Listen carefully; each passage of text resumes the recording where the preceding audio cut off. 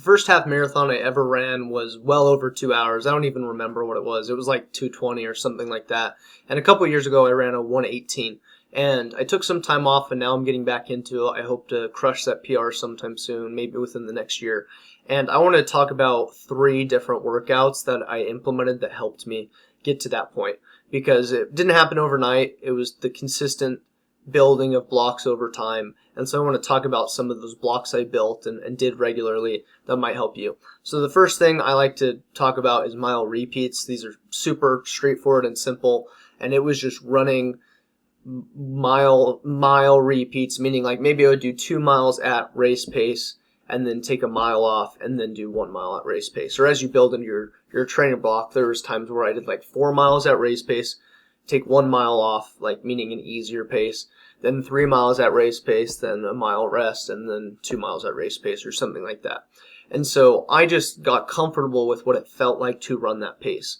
And so with the 118, I can't remember the seconds, it might have been like 118:34 or something like that. I averaged basically 5:59 minute miles. And so with those intervals, and I was actually training for a marathon before this race, so I got a lot of speed work going into this half marathon. But I got very comfortable with what it felt like to be able to run 5:59 minute miles.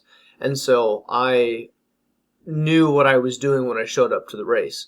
And it's obvious, like what you practice, you'll be able to implement more on race day. But when you go from like 10-minute miles to like 5:59, or I can't even imagine what like 4:30s or faster feel like, you have to change some things about your form. Your cadence has to be faster. You have to push off a different way. You swing your arms at a different pace. And so it's important to learn how to do that. So if you're trying to set maybe whatever it is, you look up what your time goal is, you divide it by 13.1 for the half marathon, and then you see what that pace is. You need to start knowing how to run at that pace, and not just running easy and hoping when you show up it'll be super easy or that it'll just happen because you tapered right. Like that's happened for me for races, I guess, but obviously you're going to feel more confident going into the half marathon if you ran plenty of those miles at that race pace. And that's just one of the tempo workouts. I know everyone has their thing. This is my thing. So there's probably other workouts out there, and I'm no pro runner, so I would listen to their advice over mine, but that's something that helped me go from well over 2 hours to 118. The second thing I started doing was longer runs that were easy, and I think this has a different effect. So basically, the way I look at running 2 systems, you got your aerobic endurance, and then you got your anaerobic, which is the faster paces, your intervals, your repeats, your sprints. So we talked about more anaerobic training, and if you're going to run fast, you have to run fast to get fast, right? That's kind of obvious. Now, the thing is, when you run slow, you build a really good aerobic base, and what can happen is you become more efficient, so you can run faster miles at the same heart rate, because what's more efficient? You running an 8-minute mile at 160 beats per minute or running an 8-minute mile at 140 beats per minute?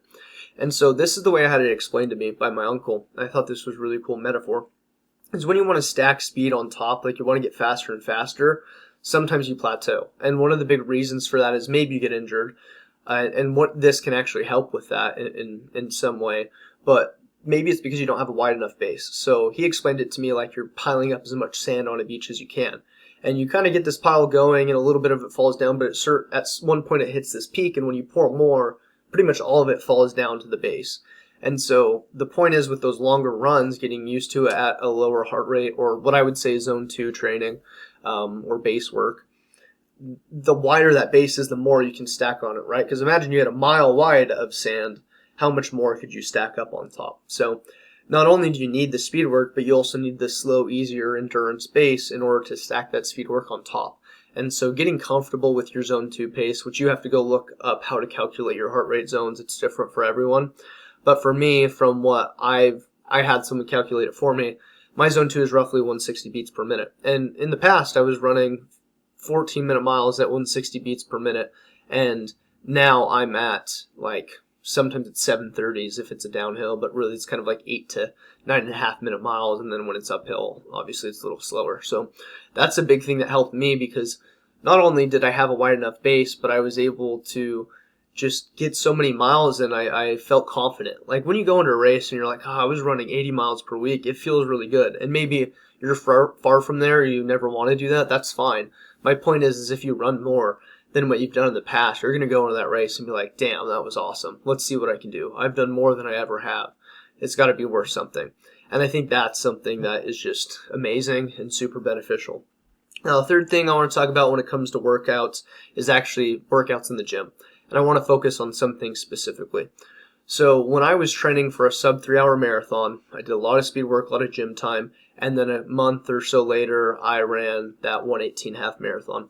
One of the things I kept doing throughout the whole time period was a lot of core work, a lot of calf raises, and some upper body with high reps, low weight. So let's kind of break that down. Calf raises, is really good for lower body. Obviously, you're using your calves when you run, so you need to be able to endure things.